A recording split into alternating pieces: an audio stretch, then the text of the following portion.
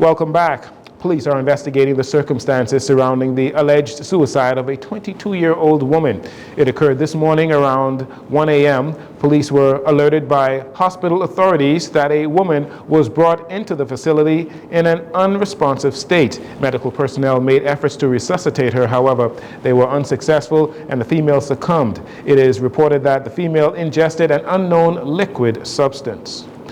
Police in Grand Bahama presented a 48-year-old Bulgarian male before the magistrate's court charged with the offense of rape. That was on Wednesday. The suspect pleaded not guilty. However, bail was denied and the matter was adjourned to June 11th for a voluntary bill of indictment. This is in connection with an alleged sexual assault incident that occurred on board a cruise ship between Friday, March 1st and Saturday, March 2nd involving an Albanian female. 3 adults, 1 male and 2 females, were apprehended by police during Operation Eagle Claw after a firearm and a large quantity of ammunition were confiscated on Thursday. Initial reports confirm that a team of police officers executed a search warrant at a residence on Forbes Street in Nassau Village shortly after 2 p.m. And during that search, officers discovered a loaded firearm and a large quantity of ammunition, leading to the occupants of that residence, a 26-year-old male and 2 females, ages 63 and 23, being arrested.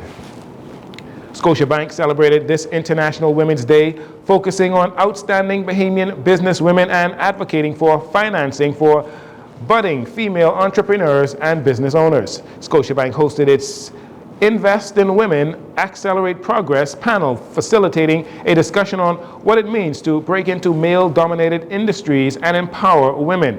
Director of Business Support at Scotiabank, Nikira Simonet, opened the Girls Talk panel, highlighting Scotiabank's efforts.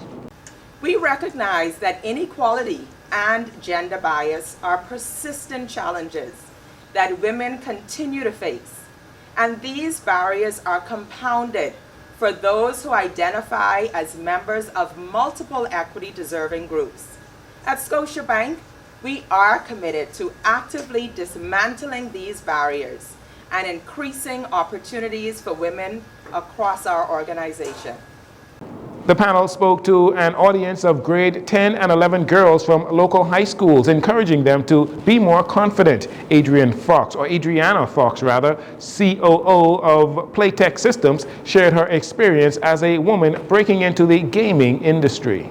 So I've learned to not sit on the side of the table, but sit to the table, because the only way your opinion or your voice will be heard if you sit to the table. And sometimes men will intimidate you, but we all are human beings. We all can make a decision, and it takes our confidence. And I'm going to keep saying confidence because I think we are our own enemy when it comes to our confidence. We tend to doubt ourselves, but if we don't have that confidence, we're not going to get where we want to go in life. And I could be honest, success is great. So you should want to be successful. You should want to start now in school. Director of Retail Banking at Scotiabank, Nahama Barker, also shared her insights and experiences with the students. Meanwhile, the panel highlighted the importance of self-advocacy to dismantle biases that inhibit socioeconomic advances for women. So it's important to realize that as you're in high school, there's no straight line to success, or there's no end road to success. You will fail. Life will throw some curveballs at you. You will be challenged. There's always going to be somebody who may do something better than you.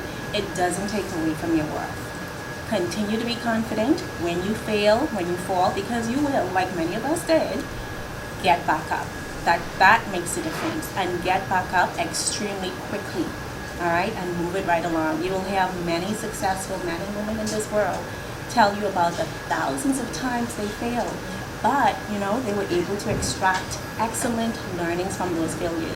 BTC also celebrated the women of its organization, hosting its International Women's Day Forum on Thursday, bringing a greater awareness to gender parity. BTC's CEO, Samir Bhatti, acknowledged the work of the many women who make up the team at BTC. Minister of Education Glenys Hannah Martin gave the keynote address at the forum and shared the importance of uplifting women. International Women's Day has several different layers of commemoration. First, it is a day of reflection on the journey that women have traveled over the many years of history. It is a reminder of the continuing fight for equality and the continuing struggle for freedom from gender bias and stubborn negative cultural norms that women continue to face to this day.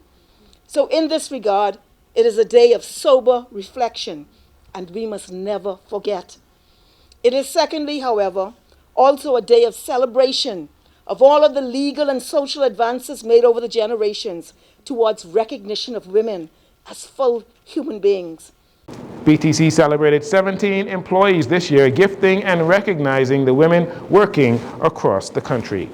And finally, putting wheels and feet to the ground in Governor's Harbor, Eleuthera, a team of H.G. Christie employees pedaled, walked, and ran for a great cause as they participated in the 16th Bahamas Hope Challenge last Saturday. That was March 2nd. Founded in 2006, Ride for Hope, now Bahamas Hope Challenge, has seen thousands pedal and run through the streets of Eleuthera in the name of finding a cure for cancer. It has since raised over $4 million in support for cancer research, screening, and support initiatives in the Bahamas. Recommending its support to initiatives that benefit the communities of the Bahamas, H.G. Christie not only entered its own team of participants, but returned as a platinum sponsor. And that'll do it for your JCN Evening News. Once again, I'm Jareno Saunders. Thank you so much for joining us. This segment of the news has been brought to you by Sun Oil Limited.